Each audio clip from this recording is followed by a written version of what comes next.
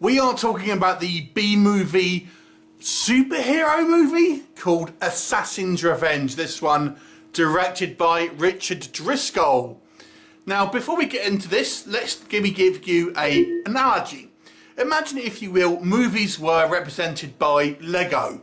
So your best movies, your absolute classics, are massive master builds. And then you've got Tommy Wiseau's The Room, which is basically a small little oddly constructed few basic blocks. Imagine in this movie if you just tipped out a load of Lego on the floor and go, there you go, that's your movie. That's the best way I can describe Assassin's Revenge. What a weird, odd movie that looks like it's just stitched together from a bunch of random scenes that are left over from other movies, stock footage, things like that. So it basically, it tries to be some type of superhero film with a kind of a definite homage to Batman. We've got a very Joker-esque villain called, I think, the Comedian. Have they not seen Watchmen? But anyway, and then we've got this kind of this ex-cop played by Michael Madsen. Put a pin in that. I'll come back to that. And you know, he's now an aging kind of vigilante. And then lots of this movie is kind of in a style of like Sin City, or better, I would say, The Spirit, if you've seen that. Anyway, it's essentially you know, this character trying to kind of track down this bad guy, and there's ultimately this film is lots of small vignettes of kind of like different kind of parts of the story that have a completely different style. A lot of them are kind of on green screen and have this kind of like this hyper kind of like sort of like stylistic choice, a la kind of the Sin City. Some don't. It's meant to take place in New York, but it's clearly mostly filmed in England. Wow,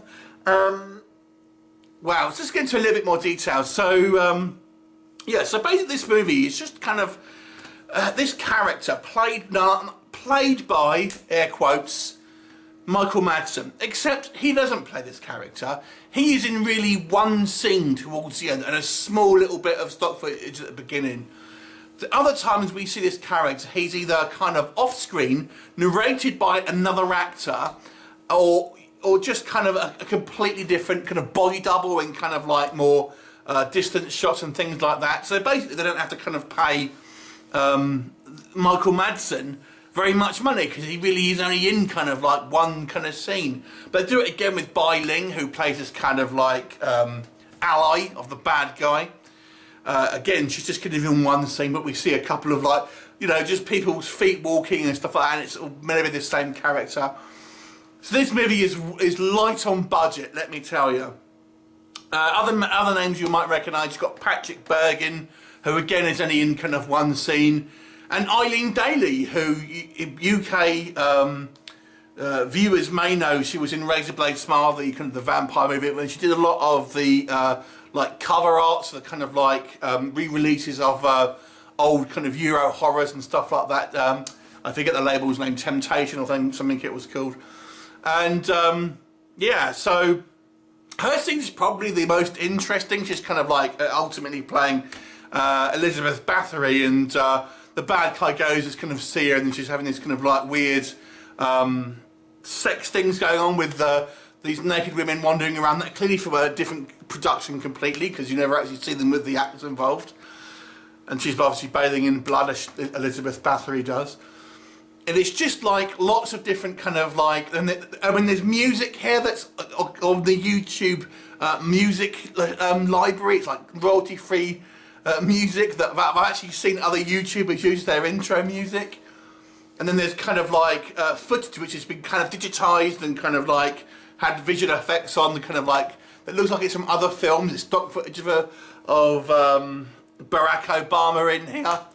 It's just a hodgepodge of things. I mean, like the intro, which is obviously going to take place in America, it's clearly kind of been filmed in England. It just looks like they've got a whole bunch of scenes, and then kind of like, let's just kind of film some very loose narrative to kind of try it all together. There are a couple of sequences I feel that do have some merit. I think the Elizabeth Bathory, it's very low budget, but it's quite a kind of a fun scene. And there's a scene towards the end which is very Batman, where we kind of have our kind of Joker reveal with all these guys dressed up as scarecrows. Again, it looks a little bit neat, but it's a bit too green screen. But overall, this movie is just a complete mess. I mean, it's just all over the place. I mean, it is pure kind of like trashy cinema. And it may have its audience if you like the Plan 9 from Outer Space, and I guess The Room. But even The Room had some narrative structure in it. This really doesn't. Boy, this one's a hard one to kind of recommend to you. It's just all over the place. There's no real structure in the story. It's mainly just one guy narrating, and then we cut to a vignette. Then we have, oh yeah, and it's got all these kind of like these like comic strip like panels that come up that kind of show you the basically they can't afford to do special effects. And there's like, you know, title cards with like words on, but the grammar is awful. The spelling is awful. It's hilarious. It doesn't look like it's made by someone those bits who speaks English. Oh God, it's funny.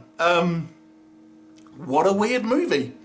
Yeah, I mean, I can't legitimately recommend it, but if you just want to watch an absolute car wreck, then you may want to check it out purely for, you know, purely for some self-destructive entertainment, I would say. But don't expect to enjoy this movie for a legitimate reason.